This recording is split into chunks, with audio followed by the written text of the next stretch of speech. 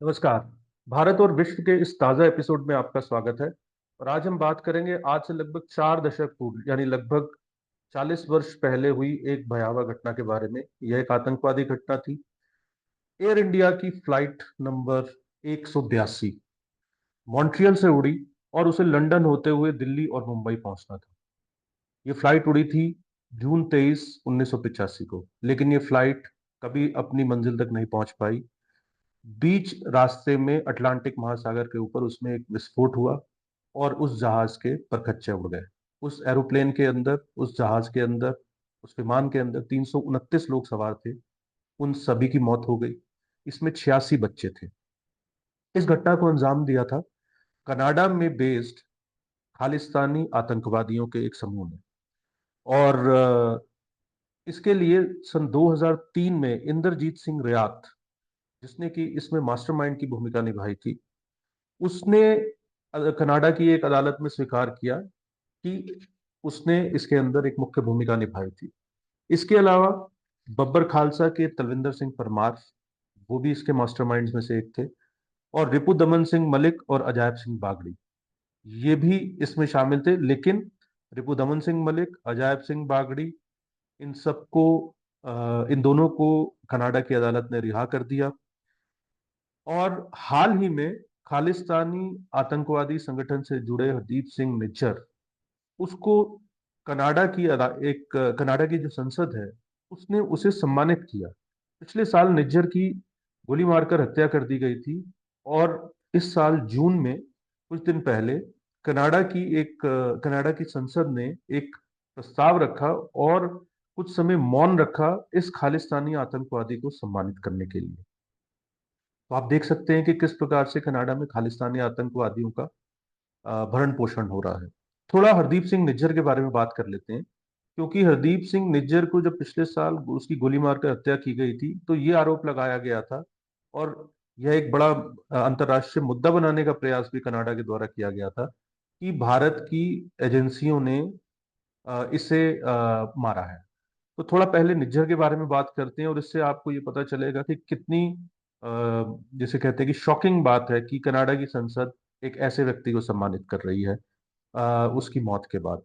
तो निज्जर का जन्म 11 अक्टूबर 1977 को पंजाब के जालंधर नामक क्षेत्र में एक भार सिंहपुरा नामक गांव है, वहां हुआ था।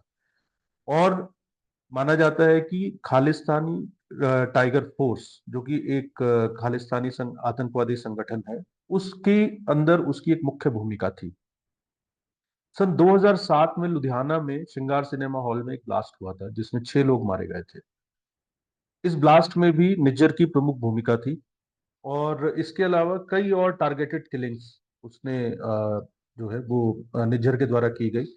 तो इसे लेकर 2020 में उसे यूएपीए, जो भारत के अंदर एक कानून है राष्ट्रीय सुरक्षा से संबंधित, उसके अंदर उसे टेररिस्ट, बाकायदा टेररिस्ट भारत सरकार ने घोषित कर दिया था। निज्जर 1997, 1997 में ही कनाडा पहुंच गया था। कनाडा में पहुंचा था एक फर्जी पासपोर्ट बनाकर रवि शर्मा के नाम से। जब वो वहां उतरा और पता चला कि उसका फर्जी पासपोर्ट है, तो उसने अ, राजनीतिक शरण लेने की कोशिश की कनाडा में, ये कहकर कि उसे भारत में प्रताड़ित किया जा रहा है। लेकिन कनाडा की सरकार ने, तत्कालीन सरकार ने, ये बात नहीं मानी, उसे नागरिकता नहीं दी। उसके बाद उसने ब्रिटिश कोलंबिया की एक कनाडाई औरत के साथ, कनाडा की जो एक मूल निवासी औरत थी, एक कैनेडियन औरत, उसके साथ उसने शादी की। और कनाडा के में ब्रिटिश कोलंबिया जैसे प्रांतों में ये नियम है कि अगर पति या पत्नी में से कोई भी एक कैनेडियन सिटीजन है, तो दूसरे अगर नहीं भी कैनेडियन सिटीजन है, तो उसे कैनेडियन सिटीजनशिप मिल जाएगी। तो जब उसने ये कैनेडियन औरत से शादी की, तो उसे लगा कि उसे कनाडा की नागरिकता मिल जाएगी। लेकिन सरकार ने को जब ये पता चला कि उसने कनाडा की नागरिकता लेने के लिए ही ये शादी की है, तो तत्कालीन कनाडा की सरकार ने उसे नागरिकता देने से मना कर दिया। इसके बाद में 2012 में, लेकिन मैं कनाडा में ही रहता रहा। उसके बाद में 2012 में पाकिस्तान गया। कनाडा से एक बैसाखी जत्था गया था पाकिस्तान में। हम जानते हैं कि सिखों के ननकाना साहिब है, वो एक अत्यंत महत्वपूर्ण धार्मिक स्थल पाकिस्तान में है। और दुनिया भर से सिखों के जत्थे वहां पर जाते हैं, खासकर बैसाखी के अवसर पर।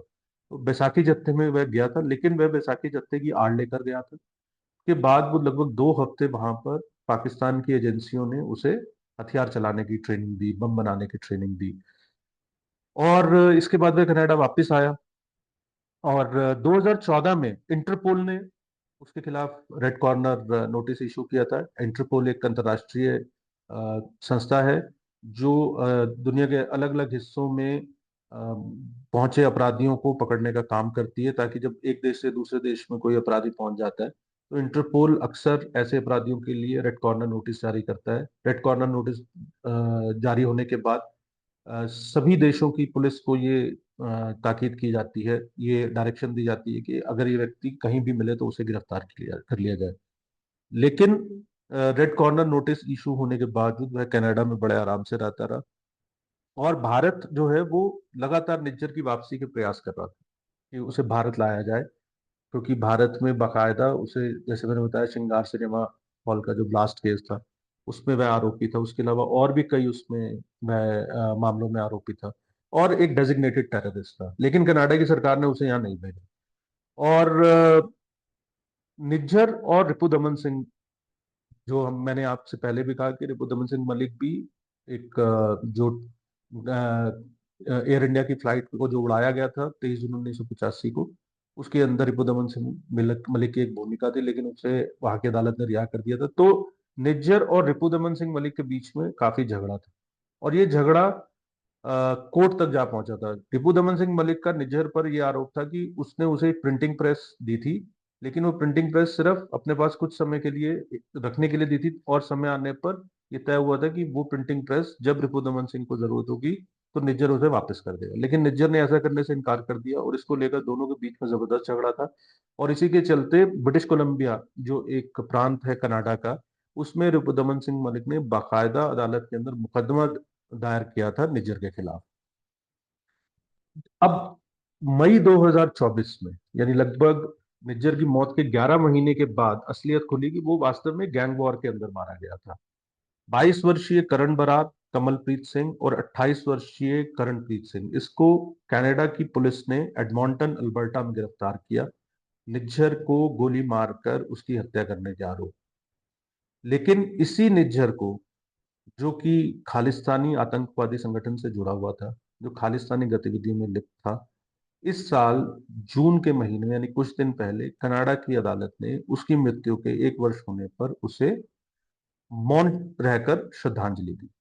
तो आज के एपिसोड में इतना ही। जल्दी मिलेंगे एक नए विषय के साथ और चर्चा करेंगे। वीडियो अगर आपको अच्छा लगा हो तो इसे शेयर करें, लाइक करें, चैनल को सब्सक्राइब करें, और शीघ्र मिलेंगे एक नए विषय के साथ।